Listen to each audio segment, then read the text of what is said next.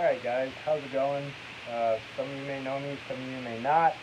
My name is, I'm going to speed up so you can hear me. My name's Pat. I'm making these video vlogs, and it's basically just what I've been listening to this week.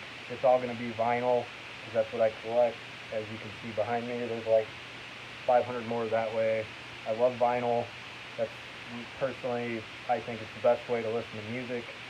So yeah, I decided to make these vlogs because why not? You might think they're dumb, you might think they're awesome, who knows, it's not up to me, but, you know, maybe I can help somebody discover music, and I love music, I love discovering new artists, whatever you may call it. Music's a wonderful thing, music saved my life, it sounds cliche, but it's 100% true, so I'm going to get into this. I think I'm going to call this the Weekend Jam. I don't know, maybe, we'll see. But anyway, I'm going to get right into what I have to offer here. I just want to make a quick shout out to a good friend of mine, Pat Sikowski. Pat, if you're watching this, you're the man. I appreciate you very much. This is Mac DeMarco plays Hiromi Hosono on 45. Pat and I made a trade like a month ago. I'm late on this, but I traded him Bob Dylan, the Basement Tapes, and he bought me this off Amazon. So I love Mac DeMarco. I don't really even know what you'd call his genre, like jazz, folk, modern. It's like what older people call hipster music, but whatever. But I'm going to get into Mac DeMarco more in a second here. Thank you, Pat. I appreciate it very much for doing that. So as I was saying, back to Mac DeMarco. This is Mac DeMarco's Salad Days. This album came out in 2014 when I was a senior in high school, and I've always been into Mac DeMarco, but I never really took his music seriously. So recently, I'd say about 7 or 8 months ago, I started like getting back into him, and his lyrical content, like people call him a lazy musician.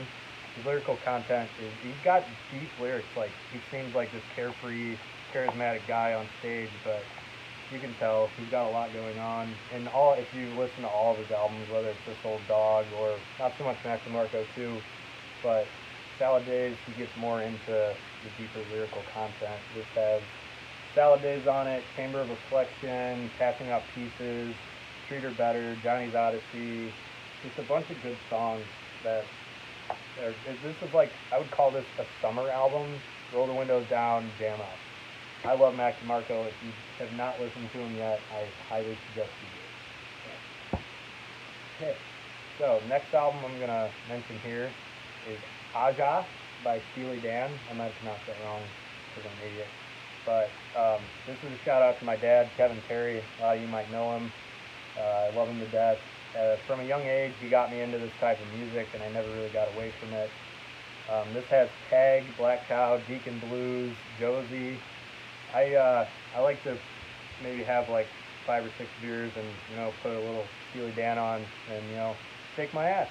Some booty shakes, some don't. But I love Steely Dan, all of their work, everything. Donald Fagen, Walter Becker, just an incredible, incredible album. And you can't go wrong with Steely Dan. Next album, we're going to go with Pink Floyd, Animals. I love Pink Floyd. If you know me, I wouldn't really, one might call it an obsession, but all their stuff, both my parents grew up on Pink Floyd, so when I'd be around my mom or dad growing up, they would usually have Dark Side on, or Wish You Were Here, or whatever, you name it. Animals is one of my personal favorites. All the songs are like 15 minutes long, besides 2 of them, and it's, from a political standpoint, it's really deep. Roger Waters is an anti-Trump guy, and I don't really give a shit about politics, whatever, I'm not even going to get into that, but he's anti-Trump, and he went in deep on his last tour, hating on Trump, whatever, blah, blah, blah.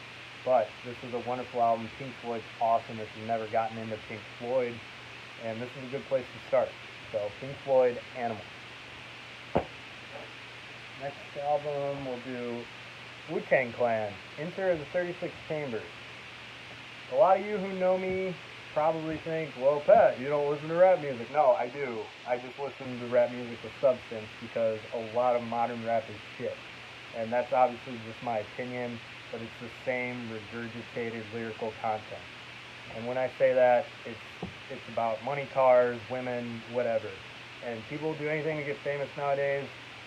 80s and 90s rap for me personally is the way to go.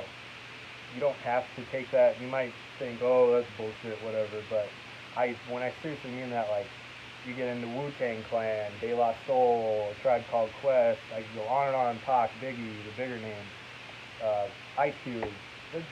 They rapped about real stuff, like the real problems in their lives. Um, Wu-Tang Clan.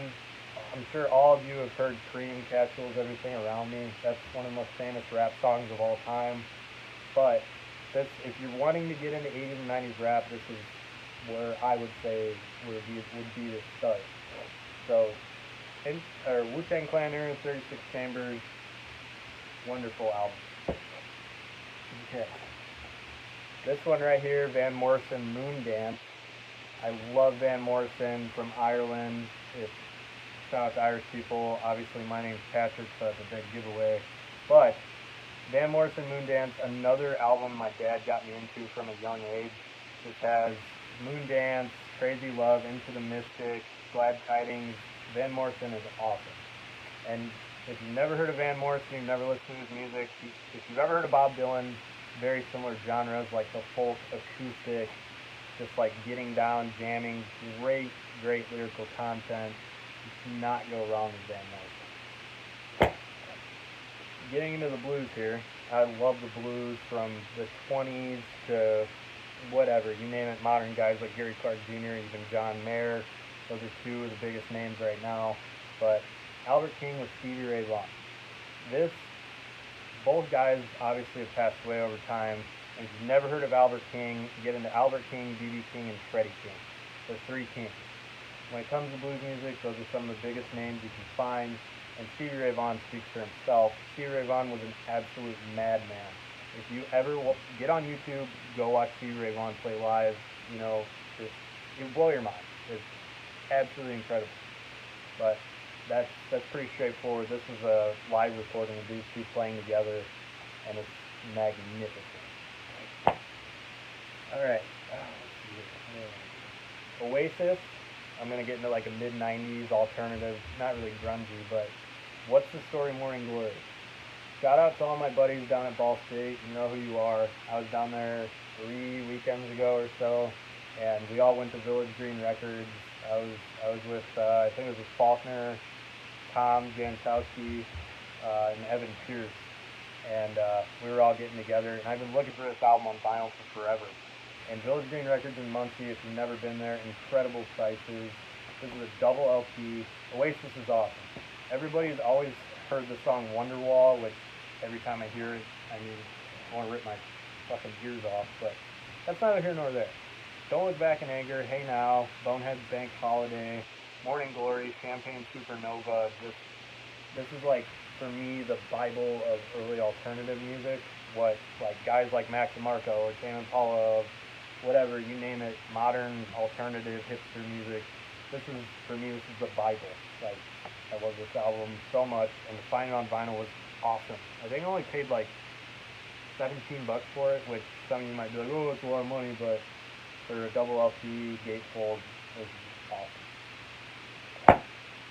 Going into a more modern band that I recently discovered, Duran Jones and the Indications Live, Volume 1.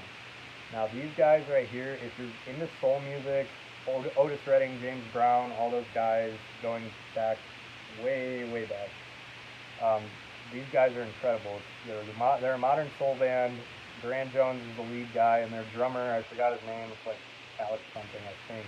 But he sings as well. He drums and he sings, and their guitarist is awesome. But my favorite song on this album is called Is It Any Wonder? And it's got such like a 50s soulful vibe to it. It's awesome. Definitely check these guys out if you get the chance.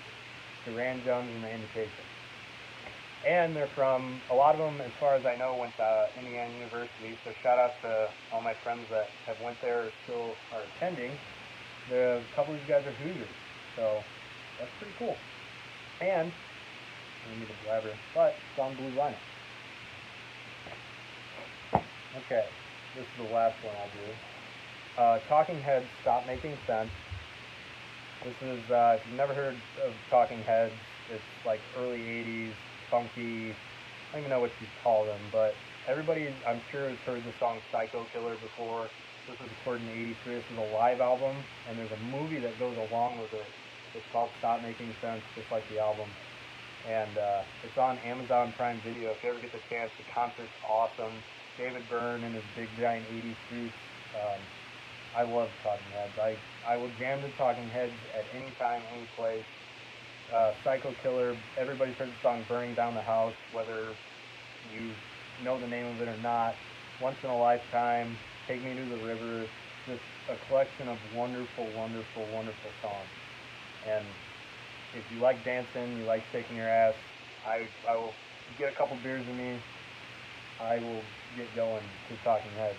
Some booty shake, some don't, but mind up, especially when you put on Talking Heads. So that's all I got for this week in jams.